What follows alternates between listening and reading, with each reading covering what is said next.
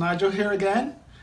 In today's video, my intention is to talk about the Mastery Performance Activation System distinction of the master.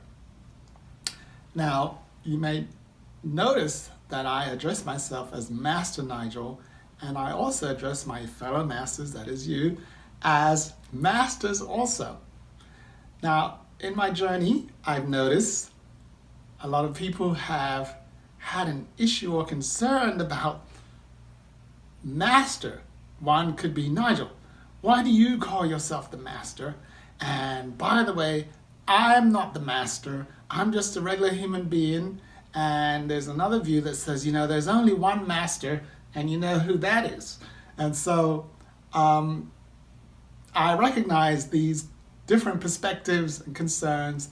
And my intention in this video is to bring a generic view of the word master so that each master viewing this video can embrace it and leverage the gifts of it and the benefits that it has in terms of enhancing the mastery performance activation process and delivering massive value to the world in a short period of time.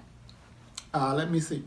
To begin with, my definition of the word master is the original version from which others are replicated. Let me say that again. The word mastery in the mastery performance activation context is the original version from which others are replicated. So, for example, in the music industry, when an artist goes into the studio and does a recording, there are several takes, you know, from the distinction of practice. They go around, they do different cuts, and they remove the errors until they get the perfection, and they record this take, the final take or the final cut, on a tape.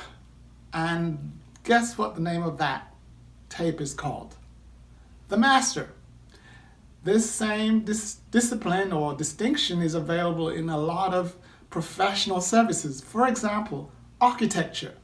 The architect is sitting in his studio or her studio and creating from concept, from thought. She's creating a sketch and a design of a potential frame or structure.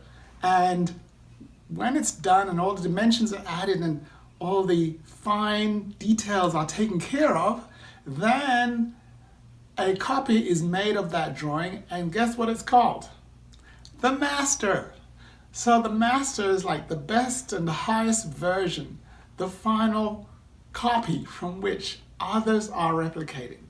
So when it comes to human beings, it is my view that all people are born from a master blueprint, which is the highest and the best version of the human being that has been perfected over thousands of years by our Creator.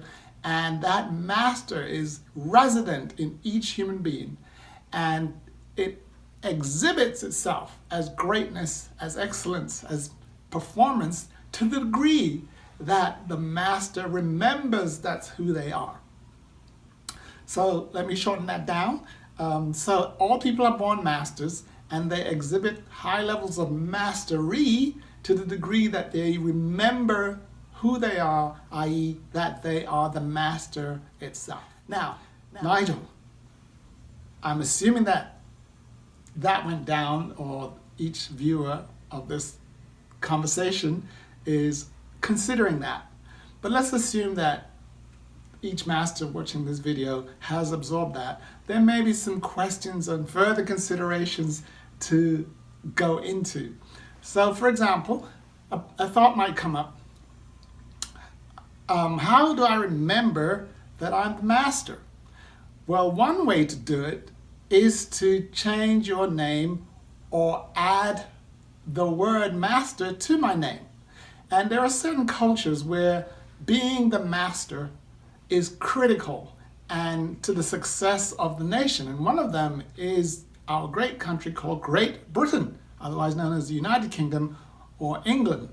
And in certain elite schools, when a junior kindergarten child arrives in the school, guess what term they use to address this young child?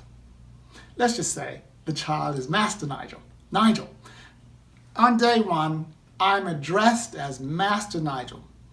And the school teacher who I'm interacting with is often addressed as the school master. And the head of the organization of that school, who supervises the school masters, is called the headmaster. So look at that. In a place where practice and learning and improvement occurs, the head of the organization is called the headmaster.